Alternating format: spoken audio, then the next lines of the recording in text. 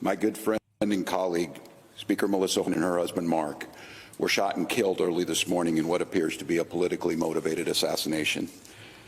Our state lost a great leader, and I lost a dearest of friends. Speaker Hortman was someone who served the people of Minnesota with grace, compassion, humor, and a sense of service. She was a formidable public servant, a fixture and a giant in Minnesota. She woke up every day determined to make this state a better place. She is irreplaceable, and we've been missed by so many. Minnesota's thoughts and prayers are with her family, her loved ones, her children, and her parents.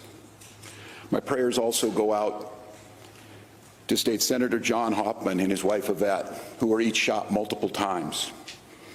The Hoffmans are out of surgery at this time and receiving care, and we are cautiously optimistic they will survive this assassination attempt. This was an act of targeted political violence. Peaceful discourse is the foundation of our democracy. We don't settle our differences with violence or at gunpoint. In the state of Minnesota, and as recently as last week, in the most closely divided state legislature in the country, we sat down, we worked things out, we debated, we shook hands and compromised, and we served the state of Minnesota together. We proved that it's possible, even in these politically charged times, to find compromise and adhere to the principles of democracy and civil discourse. We must all, Minnesota and across the country, stand against all forms of political violence. At this precipice moment we're on,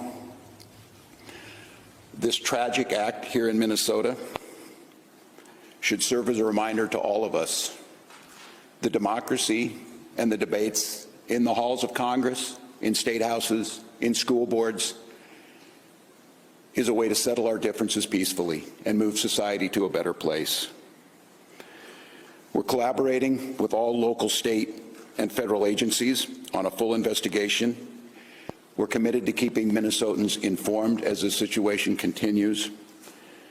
I assure you that those responsible for this will be held accountable, and each and every one of us are committed to making sure that a tragedy like this never repeats itself in Minnesota or across this country.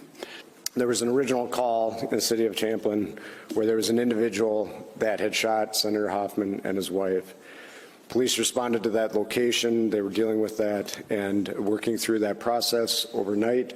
And then later on, at approximately 3:35, that another call came in when it was officers proactively checking because they knew of the incident that occurred, and they were going to check on Speaker Hortman at that time, at which time Brooklyn Park police officers encountered the individual who immediately fired at them, and they exchanged gunfire, and then the individual was able to escape during that exchange of gunfire. The circumstances that unfolded in Brooklyn Park this morning is that we assisted the Champlin Police Department on a shooting. That shooting was made aware by one of our sergeants that it was at Senator Hoffman's home.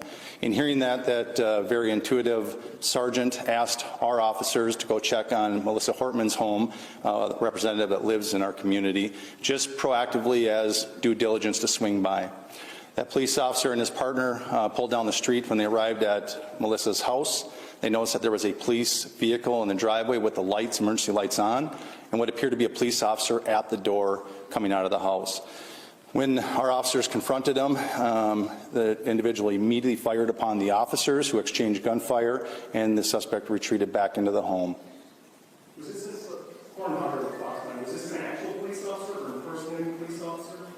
Yes, the question is, was it a real person or a person impersonating a police officer? It was not a real police officer. This is somebody that clearly had been impersonating a police officer, again, using the trust of this badge and this uniform to manipulate their way into the home. So, Chief Early, Janice Royal Care 11, the person not only was wearing a badge posing as a police officer, when they approached their victims, they had a car with lights and sirens? Yes, the question is what kind of vehicle, how were they dressed? They did drive a vehicle that looked exactly like an SUV squad car. It was equipped with lights, emergency lights that looked exactly like a police vehicle. And yes, they were wearing a vest, with taser, other equipment that would, a badge very similar to mine, that no question if they were in this room, you would assume that they are a police officer.